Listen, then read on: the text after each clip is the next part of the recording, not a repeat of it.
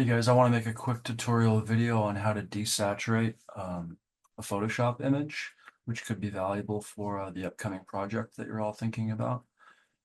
So what I'm going to do is I'm going to come over here. I've found this image of myself that was taken a few years back in San Francisco where I'm smiling, and I think I was eating a bowl of clam chowder, something like that, down at the pier. And so I'm going to open that image up to work with. When you open it up, you can kind of see that it's the default background or layer image. And what we can do is we can unlock that image so that it's not the primary image and so that we can work with it. And then we can come down here and add another layer, which I'm going to drag down here. I'm actually going to call that, I don't know, just for fun, I'm going to call it foundation. And I have this other layer of the image on top that I can turn off and on there with the eyeball. Uh, the thing that I want to do is I want to desaturate this particular layer. And so what I can do is I can come up here to Window and Adjustments. And once I get there, I can come over here and click on Hue/Saturation. And once I do that, these toggle options will pop up, okay? And here's saturation right here, and I can drag it to the left and essentially start to remove um, the color information from the image, and I can bring it back to 0. I can also do the same thing with hue here, okay, which kind of changes the color or the hue of the color that's being applied in the image. And so just, my advice to you is just to kind of, take those levers and just kind of, play around with them a little bit. Okay. Okay, and you can always bring things back to 0. And currently, it's not necessarily destructive to the original image.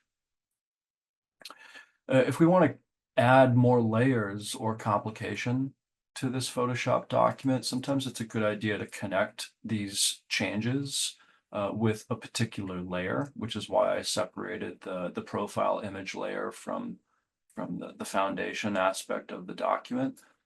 And so I can select the hue and I can hold Option on my keyboard, and then that little icon is going to pop up, and then I just click it. And so now this hue saturation layer is only associated with layer 0 or the image of myself. Okay, if I were to add additional layers and make changes to this hue saturation layer, that essentially means that it's not going to affect any other layers. It's only going to affect that layer.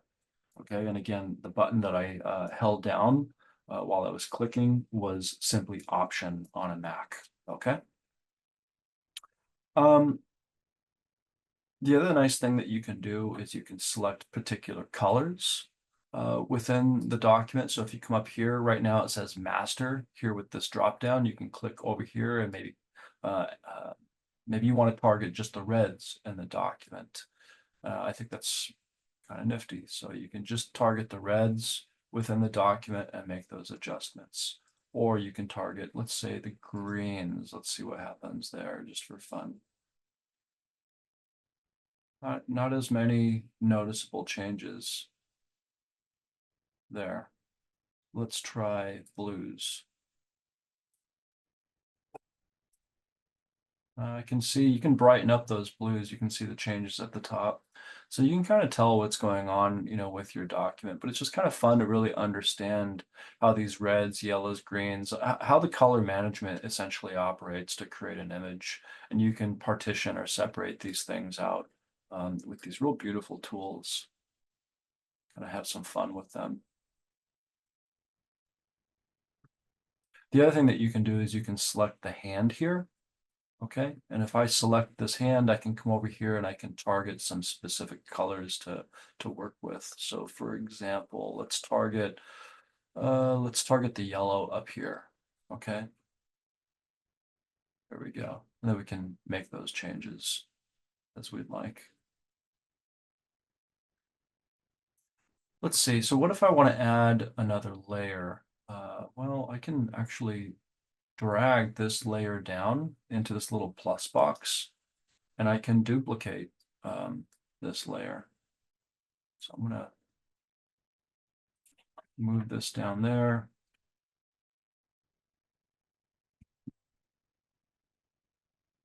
You can see here's the alpha channel right here that is indicated by like this sort of checkered pattern. And I'm going to rename this layer grayscale. Turn this layer on.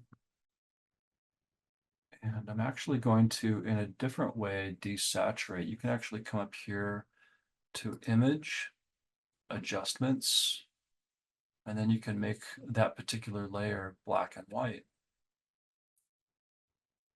And just remove all of the information. Now you can kind of see that I have this duplicate layer that's grayscale and one actually still has the color. Okay, and by the way, just as a reminder, this layer is also connected with this these operations regarding the hue and the saturation.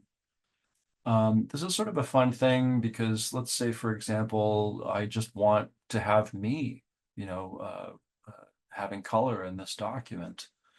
Well, I mean, I can lock. I think I don't want to destroy any of this grayscale imagery or information. So I'm going to lock that layer so that I can't make any changes that I might regret later. And I can come back here, select this layer again, okay, or this hue saturation. But really what I want to do is I want to delete some information. So I'm going to hit E on my keyboard to bring up the eraser. And just remember, Photoshop is very much layer based. And so the changes or the operations that you complete will always be associated with the selected layer on the layers palette. And so remember, I have this foundation layer, which is nothing but alpha channel, which basically means it's transparent. And I duplicated the original to create a grayscale layer. And then on top of that layer, I have this color image, which has these hue saturation options available to me. But I want to delete some information on this layer. So I'm just going to do it manually by selecting E or eraser, hitting E on the keyboard. And now I can come in and just look at this. I can just start deleting information. If you zoom out, you can kind of do this a little bit more quickly. Just kind of like a pretty basic tip, You can also remove the grayscale image temporarily, so you can kind of see. It's a little easier for me to kind of see what's going on when I temporarily disengage that grayscale layer. But it's sort of a game of cat and mouse because you don't want to be too surgical with that tool at the get-go. You want to essentially kind of use a machete, more of a machete instead of an X-Acto tool to get rid of a lot of this extraneous information that you don't need. Again, we still have that black and white layer, which is kind of cool. So I'll show you here in a second, just to kind of reassure you that we aren't doing any major damage here. You have to be certain of what you're deleting, though, in this circumstance, because once you do delete that information without a mask, it is gone. Okay, so I'm going to hit Command S just for my peace of mind, and I'm going to save this as Project 1. Okay, let's see, it's under the Project 1 folder. I don't want it to be in the Assets folder. I want it to be parent of this Assets folder because I want to be able to see it clearly. I'm a big sort of believer in file structure and management. Okay, so now that is saved properly. I'm going to zoom in, and again, I'm going to hit E so that I can come in here and kind of erase some of this information. And it's kind of me just being surgical,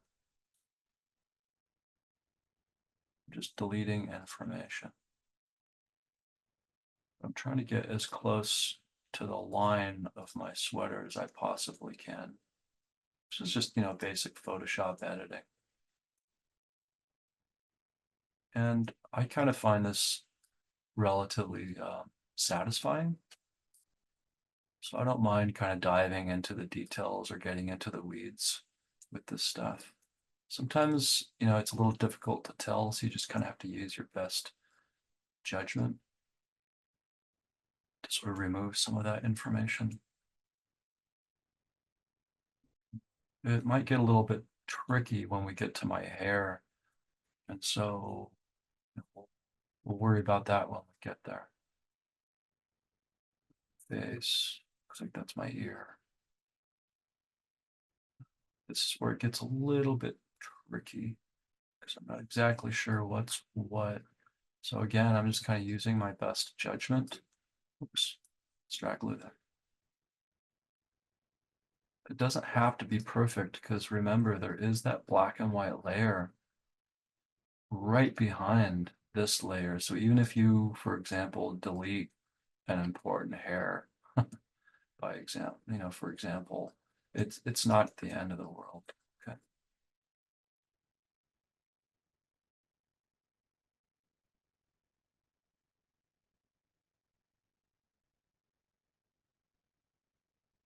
And by the way, what I'm doing, I should explain this also, is I'm using E for eraser, where you can see that the tool is selected here on the left-hand side on the tool bar.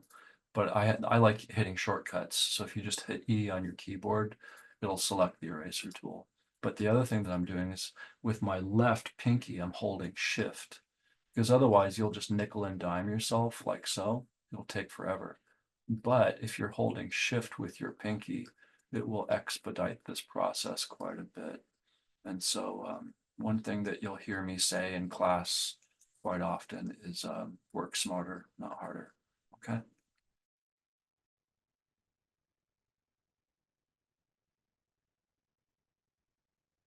This is kind of fun, relaxing. I love this sort of thing. And by the way, I mean, this is if you're working in a graphic design office, this is what you're going to be doing. I mean, maybe not, obviously not this exact project, but you're going to be working with the software. You're going to have headphones on. Uh, You'll be probably at your work desk area, listening to music or listening to a podcast. Then you'll be thinking about that meeting that you have to get to at like, in the afternoon. Obviously, you'll have a cup of coffee in your hand too. Okay, so we're almost at the end here. Kind of, I I like using the word surgical in design as well. You can get extremely detailed with this kind of thing, which is nice. I mean, that's the beauty of this software. So you can get extremely detailed.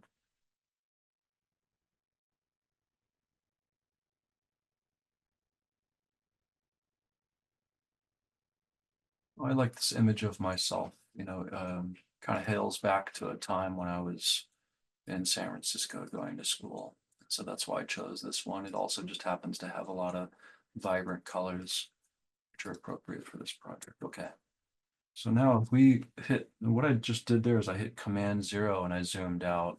Okay. That's why I kind of popped out really quickly. I can also kind of see that, I missed a few things out here. We still need to get rid of this information. And so I don't want to forget about this down here. I'm going to get rid of that as well. So I'm going to zoom in. And by the way, that's Command plus or Command minus. Okay, just, Command plus to zoom in, Command minus, or if you want to see everything, Command 0. You can also hit Z on your keyboard, which will engage the zoom tool, and then you can just click in here. And then hit E for the eraser. There we go. Just going to delete this information. Does not have to be perfect. Again, why? Because there is a perfectly mirrored version of this image that will sit in the background. Okay. And I'll show you just for a second. Look at that. There it is. There's that perfectly mirrored information. I like to zoom out and then I'll kind of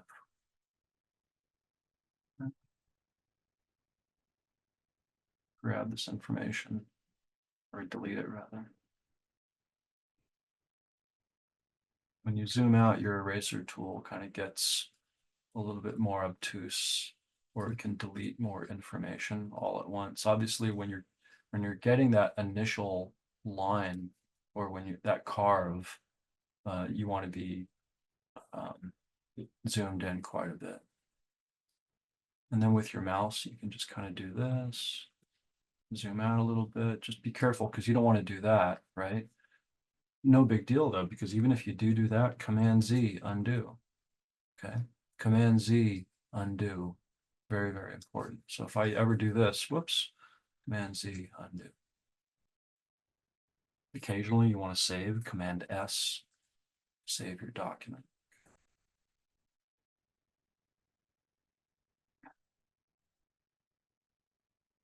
And I'm using a magic mouse to do this. Pretty basic to a design workstation. And I can go a little faster with this by using the magic wand tool. So we'll see how that works. Although this information is kind of complicated, but the magic wand tool will select similar information. And then you can hit delete and then Command D for deselect. Unfortunately, that's probably not going to help us as much in this circumstance because there's a lot of complicated information that needs to be removed. And so I'm just going to continue sort of carving this information out real carefully. I think I'm going to zoom out so I can have the tool about that size. And again, I'm using the eraser tool,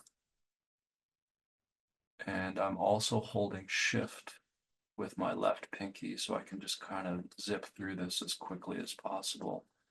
And although it is a little bit tedious, I just want to remind folks that generally graphic designers are paid by the hour. So that essentially means, sip coffee, you don't have to be in a hurry to drink your coffee or do any of this stuff. I mean, the graphic design field is pretty hustle bustle, but that doesn't mean that you need to be stressed out about any of this. And look at that. See, I'm kind of slowly kind of just carving this information away. And I'm trying to do that very carefully. And then if I make a mistake, Command Z, undo. Okay. Command S to save. And I'm starting to clean this document up, relatively nicely. Takes a little bit of time. But again, I love this stuff. It's so nerdy and wonderful. I like looking at pixels too, and actually this document was taken on a phone years ago. I think actually it was also filtered through this app called Hipstamatic, which I think is, at the time it was kind of a really great, cool thing to have on your phone. But you could make all of your iPhone images look like Polaroids in a sense. That was called Hipstamatic. I think, if I remember correctly, that's why this image looks the way it does. With the reds, it kind of has this sort of 70s kind of feel, right? It's not my hair, it's definitely the red in the image. Okay, and again, I'm just sort of like trying to be a little bit more surgical, kind of giving myself a little more kind of padding to work with, because I don't want to delete any important information from the image. I'm being very, within reason, pretty darn careful here. But again, if I make a mistake, Command Z, undo. Not the end of the world. It's pretty much policy for life as well. Command Z, undo.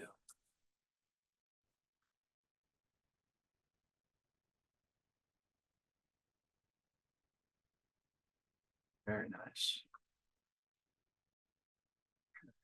Sometimes you get these stragglers. There's one I missed right there. You kind of have to go back and grab it.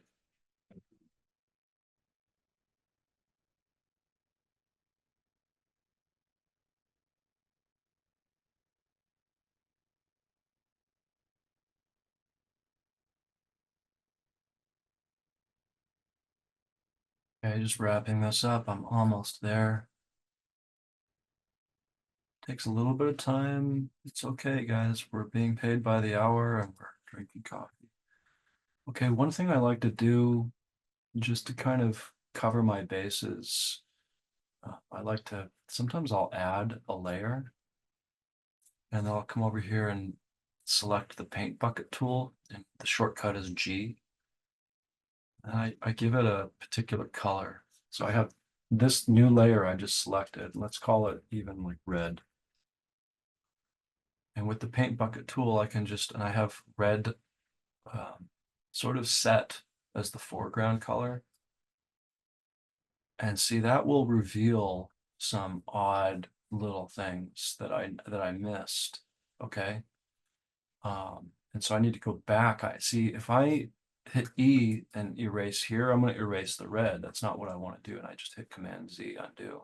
I actually want to go back and select the layer that I'm editing, zoom in, and see now if I hit E, I can just, now I can see those little pixels, those little rascals that are hiding. Okay. And so this is just a trick that I've learned throughout the years, to make sure that everything is managed. There's nothing hiding, or no surprises. Okay. And there are some. Look at this. I thought I did a pretty good job, but I can see that I missed some things. It happens. Okay. But if you create that layer temporarily, Command Z, so I can see everything. Now I don't need this anymore, so I'm just going to delete it. And so there's a little trash can down here. You got to be really careful, that you have the right layers selected. Delete that red layer. It's going to ask you, you sure? Yes. Now I'm going to hit Command S for save. Okay, so now it's kind of time where I can look at this, I can bring that back. It's kind of exciting. Okay, now I can go back and select the hue saturation layer too. So there's that hue saturation layer, and it's currently talking. By holding Option, I want it to talk to only that layer. Yes.